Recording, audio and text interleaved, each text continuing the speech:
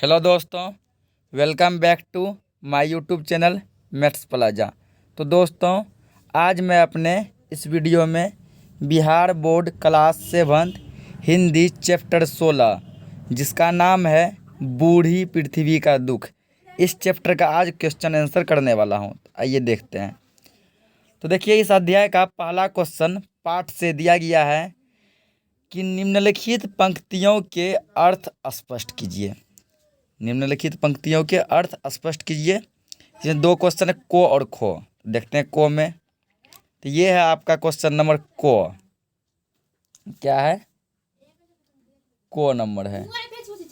इस घाट पर अपने कपड़े और मवेशी धोते, सोचा है कभी कि उस घाट पर पी रहा होगा कोई प्यासा पानी, या कोई स्त्री चढ़ा रही होगी किसी देवता को अर्घ्य। कहता इस पंक्ति के माध्यम से लेखक हमें क्या कहना चाहते हैं। तो देखते हैं क्या कहना चाहते हैं। तो इस पंक्ति के माध्यम से लेखक हमें कहना चाहते हैं कि जिस घाट पर तुम कपड़े और मवेशियों को धो रहे हो, उसके बारे में तुम सोच कर देखो कि उसी घाट पर कोई प्यासा पानी पी रहा होगा, कोई स्त्री देवता को अर्घ्य चढ़ा रही होगी। कहने का मतलब हुआ कि जिस घाट पे हम लोग कपड़े धो के क्या करते हैं, तो मान लीजिए कि पानी को गंदा करते हैं, लाश सबको मान लीजिए कि उसी में बहा देते हैं, अपने घर का फैक्ट्री का कूड़ा कचरा उसी में बहा के पानी को गंदा करते हैं। सोचिए, उसी घाट के दूसरे साइड कोई आदमी पानी पी रहा होगा, तो कोई जो है उसको गंगा मानकर, पवित्र मानकर देवता को अर्घ्य चढ़ा रहा होगा। ये इस पंक्ति का मतलब हुआ। इसका ख नंबर है। तो ख नंबर पंक्ति कहता है आपका यह ख।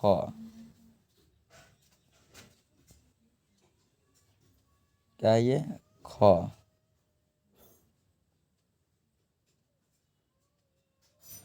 अगर नहीं तो क्षमा करना, मुझे तुम्हारे आदमी होने पर संदेह है। इस कहता है कि इस पंक्ति के माध्यम से लेखक हमें क्या कहना चाहते हैं। तो आइए देखते हैं।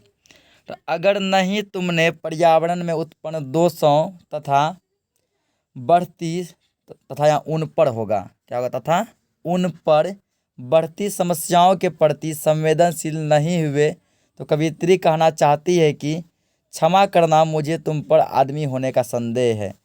कहने का तात्पर्य यह है कि इतना कुछ जानने के बावजूद भी यदि तुम अब भी पर्यावरण के बारे में नहीं सोचते हो, उस पर जो समस्या है, समस्या ये कि जैसे मान लीजिए कि पेड़ पूरा कट रहा है, हम उसको कटने से रोकें। पानी गंदा हो रहा है, नदी तालाब गंदा हो रहा है, गंदा होने से रोकें। वायु दूषित हो रही है, उसमें जिसके कारण कि प्रदूषण पूरा फैल रहा है, बीमारी उत्पन्न हो रही है, उसको रोकें।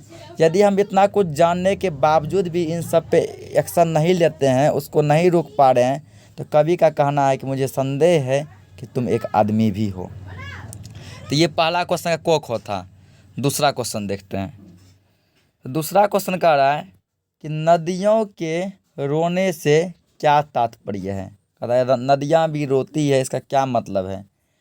तो पर्यावरण बिगड़ने से नदियाँ सूख रही है, ये बात तो सही है कि पर्यावरण का जब संतुलन बिगड़ेगा, जब हम नदी तालाब को गंदा करेंगे, जब मान लीजिए कि पेड़ पौधे ही काट डालेंगे, तो पेड़ पौधे काटेंगे तो मान लीजिए कि धरती पर जो सूर्य का किरण जो बहुत तेज आएगा, उसकी रोशनी में काफ़ी ज़्यादा जो है मतलब कि तेज रहेगी, तो इससे नदी तालाब क्या होंगे, सूखेंगे। नदियाँ कूड़े करकट से पट रही है, उनके पानी गंदे हो रहे हैं। वही जो अभी आपको हम समझाएं कि घर का, फैक्ट्री का, कारखाना का, या फिर जो अगल बगल का सब कचरा हम लोग क्या करते हैं, नदी तालाब में फेंक देते हैं, जिससे कूड़ा कचरा से भर गया और पानी गंदा हो रहा है। इस प्रकार नदियों में जल की कमी हो रही है, क्योंकि कूड़ा जैसे भरते हैं, पानी घट जाता है, कचरा भर जाता है। फिर मान लीजिए कचरा भरते हैं, पानी घट जाता है, कचरा भर जाता है। तो नदियों का गंदा होना ही नदी के रोने का तात्पर्य है। यानी इसका यही उपाय है, यदि हम लोग नदी को साफ रखें, स्वच्छ रखें, नदियाँ भी हमारी तरह खुश रहेगी। इस अध्याय में कुल इतना ही क्वेश्चन थे। तो मिलते हैं फिर नेक्स्ट चैप्टर में नेक्स्ट क्वेश्चन आंसर के साथ। तब तक के लिए जय हिंद।